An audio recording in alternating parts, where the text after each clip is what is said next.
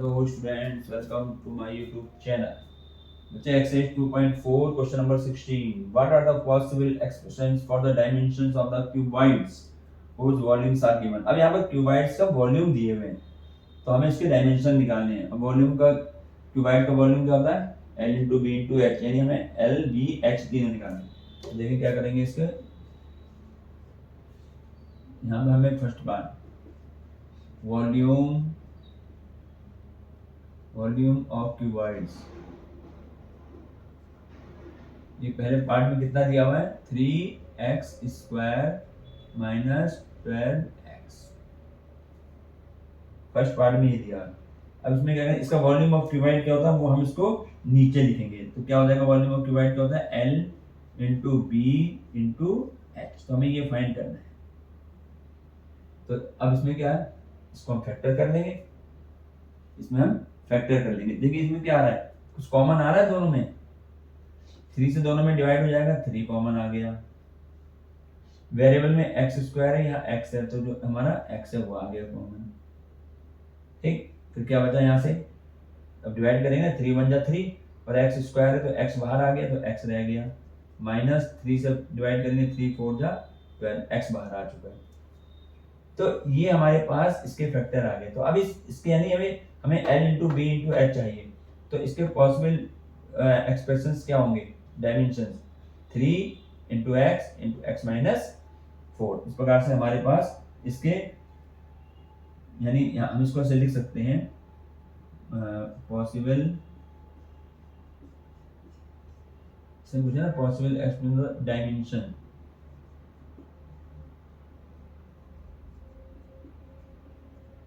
क्या हो जाएंगे इसमें, 3 अलग अलग कर लो ना, L 3 हो गया, B x हो गया और H हो गया x माइनस 4। ये हमारा आंसर आ गया।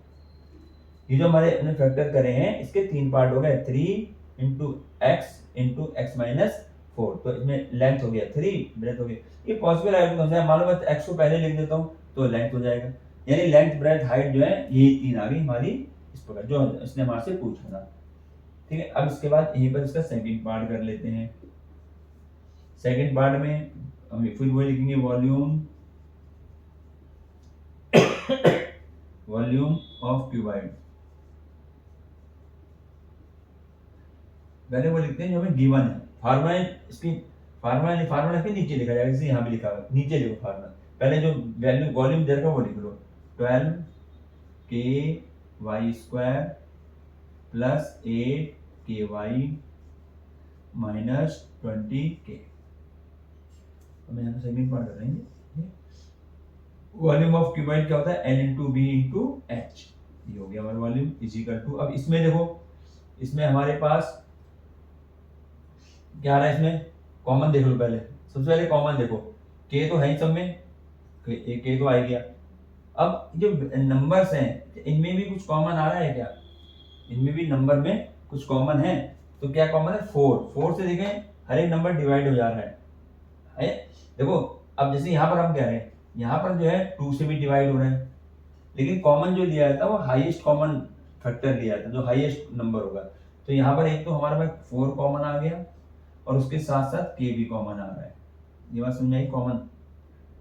अब जो तुमने कॉमन लिया उससे डिवाइड कर दो, 4 से 12 में करेंगे, 4 3 जा 12, जो बाहर आ गया उसको हटा दो, k बाहर आ गया, ये नहीं आएगा, यहाँ रह गया y² प्लस, ऐसे यहाँ 4 से डिवाइड करो पहले, इसमें 4 2 जा 8, 2 आ गया, k बाहर आ गया, सिर्फ रह गया y, माइनस 4 से डिवाइड करो 20 में, 5 आ गया, k बाहर कॉमन ले लिया तो ये ऐसे रहेगा। ठीक है,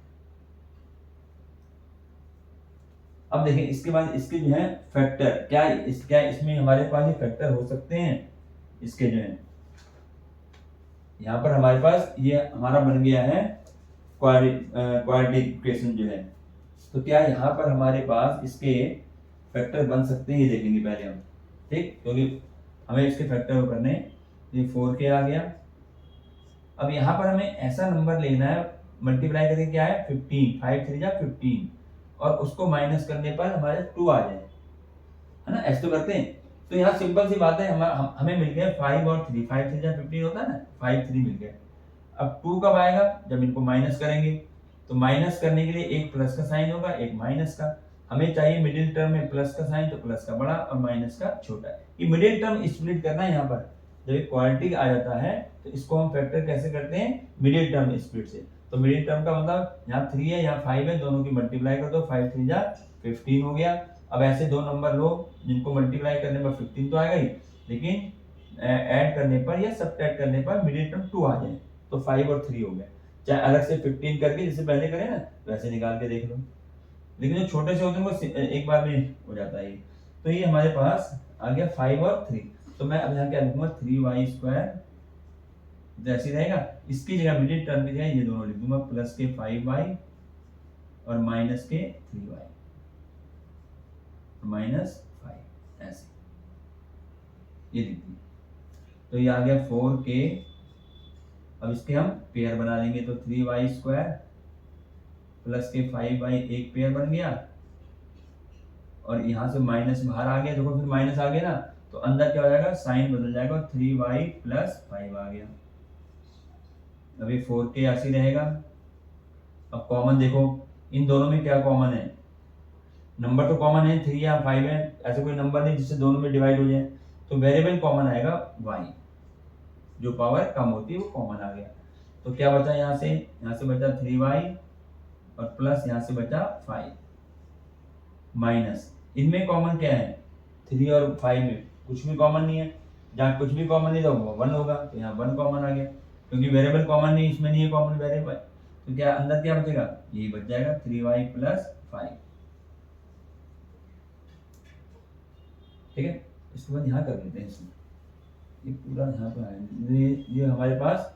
अब यहाँ क्या बच गया, 4k, तो ये यानी ये हमारा चल रहा है L × B × H = 4k, और ये आ गया 3y + 5, ये दोनों में कॉमन है, ये दोनों में कॉमन हो गया नहीं, और यहाँ से बचा y - 1। तो यहाँ 3 टर्म आ गए, 1 2 3। तो यहाँ हम लिखेंगे पॉसिबल डायमेंशंस